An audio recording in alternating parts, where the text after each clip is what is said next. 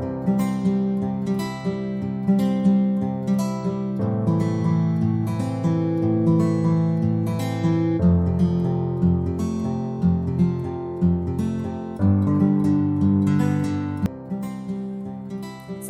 warahmatullahi wabarakatuh. Halo teman-teman semua, perkenalkan saya Nur Wahyuni dari program studi PK PAUD kelas B angkatan 2020 dengan NIM 200512647 dari Universitas Mula Warman Samarinda, Kalimantan Timur.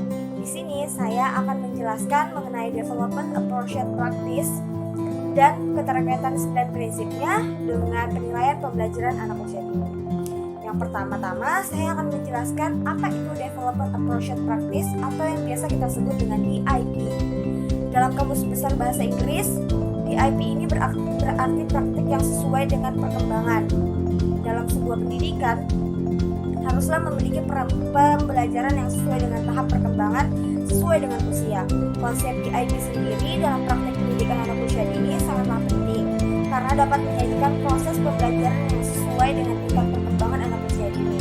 Nah, dalam DIP pun ada menyajikan 9 prinsip.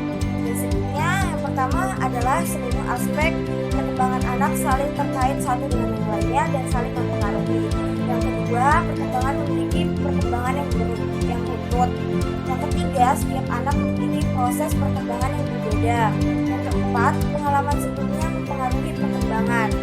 Kelima, proses perkembangan sesuatu dapat diperkirakan menuju ke arah yang lebih baik, kompleks, terorganisasi, dan terinternalisasi. Yang keenam, perkembangan dan pembelajaran dipengaruhi oleh konteks budaya dan sosial yang beragam. Yang ketujuh, anak sebagai pembelajar yang aktif. Yang kedelapan, perkembangan dan pembelajaran dipengaruhi kematangan secara biologis. Yang kesembilan, atau yang terakhir, bermain sebagai alat bagi anak dalam menunjukkan tahap perkembangannya. Nah, melihat pengertian dan prinsip di atas, yaitu tentang Development Approach Practice, maka kita bisa menelaah bahwa Development Approach Practice atau DIP ini memiliki keterkaitan dengan penilaian pembelajaran. Pada prinsip DIP sendiri, mereka membahas proses pembelajaran yang disesuaikan dengan tahap perkembangan. Sama halnya dengan penilaian. Ketika kita melakukan sebuah penilaian pun kita harus membuat suatu kegiatan yang akan disesuaikan dengan tahap perkembangan anak itu sendiri. Karena penilaian juga ditujukan untuk merencanakan berbagai jenis program serta permainan yang dibutuhkan oleh anak dalam kegiatan pembelajaran. Dan adapun ketepatan jenis program permainan disesuaikan dengan hasil asesmen atau kebutuhan anak dan tingkat perkembangan serta jenis keterampilan yang telah dikuasai oleh anak. Nah, pada prinsip DIP pun dijelaskan proses perkembangan sesuatu yang dapat diperkirakan menuju ke arah yang lebih kompleks, terorganisasi, dan terinternalisasi. Nah, ini pun termasuk ke dalam tujuan penilaian pembelajaran. Mengapa? Karena penilaian pembelajaran juga memuat atau bertujuan untuk memantau atau memonitor tingkat kemajuan yang dicapai dalam menguasai berbagai aspek perkembangan. Nah, berarti tingkat kemajuannya berarti mengarah ke arah yang lebih kompleks, terorganisasi, dan terinternalisasi. Nah, berarti itu sudah saling keterkaitan antara satu dengan yang lain, antara DIP dengan penilaian pembelajaran. Nah, adapun prinsip DIP selanjutnya itu pengalaman sebutnya mempengaruhi perkembangan dan pembelajaran dipengaruhi secara biologis. Nah, pada penilaian sendiri pun jika dikaitkan ketika seorang anak telah menguasai dalam suatu hal sebelumnya, itu dapat mempengaruhi aspek-aspek perkembangannya, dan hal ini dapat direkam dan dilaporkan kepada orang tua sebagai bentuk pertanggungjawaban publik dari pelayanan pendidikan yang telah diberikan. Selanjutnya yaitu pada prinsip DIP sendiri, setiap anak memiliki proses perkembangan yang berbeda.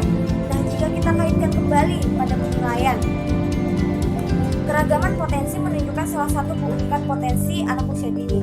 Dari gambaran penilaian tersebut, tentunya penilaian pembelajaran memberikan pemahaman pada kita sebagai calon pendidik bahwa pendidik tidak mungkin memberikan program pengembangan membaca sama halnya kepada semua anak, walaupun mereka satu rombong kelas. Pendidik yang bijaksana akan menyiapkan dan memberikan program pembelajaran yang berbeda sesuai dengan kebutuhan anak. Selain itu, setelah mempersiapkan program pembelajaran, kita dapat menyiapkan program tersebut pada rencana pembelajaran yang dilaksanakan sesuai dengan tema. Misalnya dibuat tema ini dibuat untuk program pembelajaran untuk 1 bulan pertama saja dan itu khusus di bulan Agustus.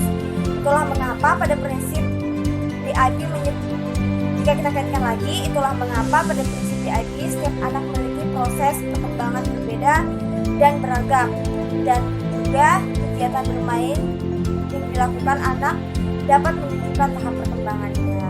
Mungkin itu saja yang bisa saya sampaikan. Kurang dan lebihnya saya mohon maaf. Semoga video ini dapat bermanfaat buat teman-teman semua. Terima kasih dan sampai jumpa.